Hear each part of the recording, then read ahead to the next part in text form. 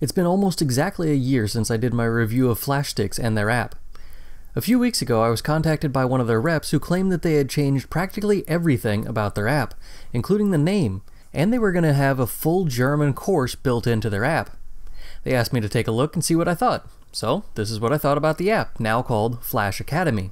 Let's start with what isn't new. Obviously, you can still buy the physical FlashSticks, and you can scan them with your app like you could before. This is still FlashSticks bread and butter. The object scanner has the same functionality as before, but there is a great improvement in the types of translations it gave me. The translations used to be a bit overly complicated, but now they seem to be more streamlined.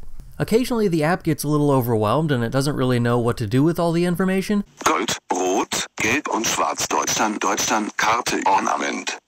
But the simple things still turn out okay. You can also simplify these things by reducing the words once the translation comes up. My only real complaint is the app's total disregard for adjective ending rules in German. Sometimes it picks the nominative case, sometimes it picks the accusative case, sometimes it doesn't bother putting an ending of any kind on an adjective. Sometimes it just pretends that there isn't an adjective there. What I'm trying to say is that it works great if you already know some German, but you can't remember the German word for that Dingsbums over there. If you can correct its grammar, you should be able to use this without any issue. If you're hoping for grammatically correct compound nouns for all of the things in your house, however, you may be disappointed. Everything else in the app has changed. There is now a German language course that at the first glance looks strikingly similar to Duolingo, but after a closer inspection you'll see a big difference. When you click on a lesson, you'll be given the option to start with the lesson or to view the flashcards. I suggest starting with the flashcards, as there are more than just flashcards here. You can find a native speaker's audio pronunciation, Der Himmel, and a video of the native speaker saying the word, so you can also see how their mouth moves whenever they're saying the word. Die Marmelade. The audio files are great, but the video clips look like they forgot about making them until they reached some sort of corporate deadline, and then they threw this together in the office just before Feierabend. They are effective in their purpose, but they seem like they lack the quality and polished look of the rest of the app. You can also record yourself saying the word and play the audio. I realized that it wouldn't let me screen record and play my own audio recording at the same time, so I don't have a video of that, but you get the idea. In addition to just the word or phrase and the image on the card, you'll also find an example sentence using the words or phrases on the flashcards. There are also grammar tips. If the flashcard includes a noun, you'll be shown the plural form of the noun. If the flashcard includes a verb, you'll be shown the conjugation of that verb in the present tense. In the early lessons, these conjugations will be in the present tense, but they will teach you the other tenses when you get further into the app. There is also a button that says Tutor, but this feature isn't available yet. When I asked the FlashSticks rep about it, he said that they are planning on adding grammar and cultural videos with native speakers to that. The lessons themselves are interesting. It starts by showing you a flashcard with an image and a definition. Then you go to a multiple choice question for the same word. Sometimes you have to type out the answer to some question. If you get a letter wrong, it shows up in red and has a different sound than the correct answers do. Sometimes you're only given the audio, Zusammen, and you have to choose the English word. zusammen. Sometimes you're shown a German word and you have to choose the image that goes with this.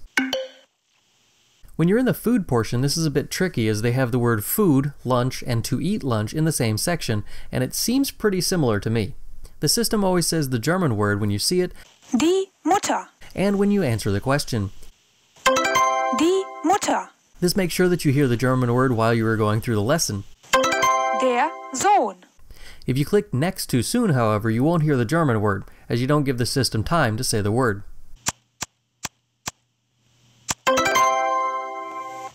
Occasionally you're given cultural tips, grammar tips, or other tips. These tips are sometimes pretty simple, but other times they include things about cases, possessive words, or conjugation. The cultural tips are usually about a certain word and how they're used in conversational German. These tips are one of my favorite parts about this app. It's a great break from the questions and it really rounds out the app well. At the end of each lesson, you'll have to put words in the correct order to make a German sentence. It works the same way that the spelling version does, in that it will turn red if you get a word wrong. The very last thing in the lesson is always a short dialogue with a true-false question.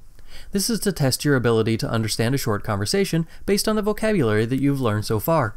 I think this is a cool idea, but for some reason it doesn't read the conversation to you, and I would have liked to have seen that done since everything else is read by a native speaker in this app. When you have finished a lesson, you are given some experience points as a reward, and you are prompted to continue or to view the flashcards for the lesson.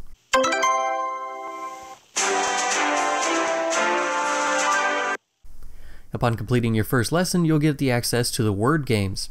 There are 5 games that are presented as one challenge. One game gives you a word and 4 options as a translation. You have to choose the correct one before it disappears. There's a true-false sorting game, which gives you one word to look at and you have to sort out the ones that you don't need. There's a matching game that's sort of a mix of a memory game.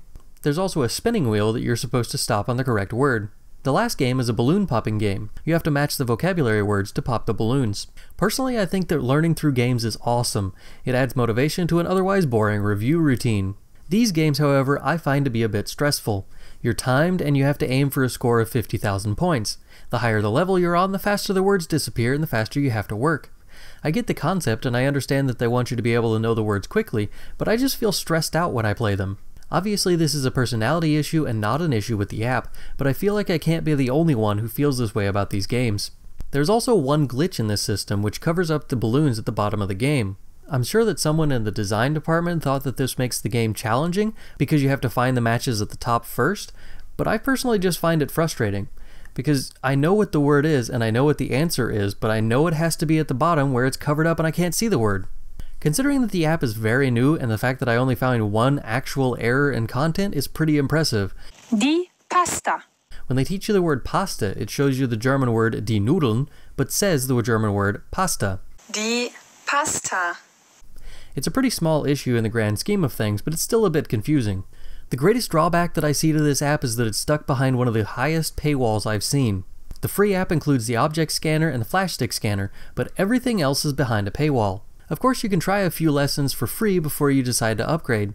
While I'm certainly not against paying for apps or learning programs, I think that the price point here is way too high. For 1 month, you have to pay $8.49. If you buy more than 1 month, you get a discount.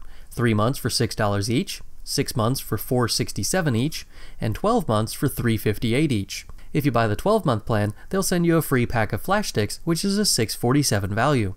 I think there's definitely enough value in this app to have it as a paid app. I've seen much worse apps that you have to pay for without actually knowing what you're getting. This app is fantastic, but I still wouldn't pay almost $9 a month for access to it.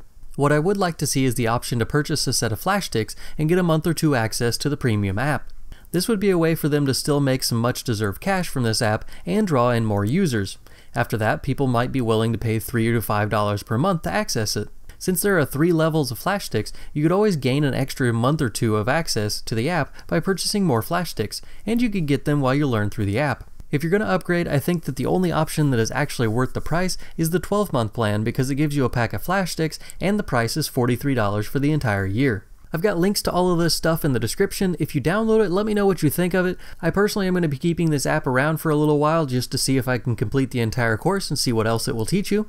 You can add me as a friend on the app by adding my email, herrantrimgerman@gmail.com. Let me know what you think of the app in the comments down below. Das ist alles für heute. Danke fürs Zuschauen. Bis zum nächsten Mal. Tschüss.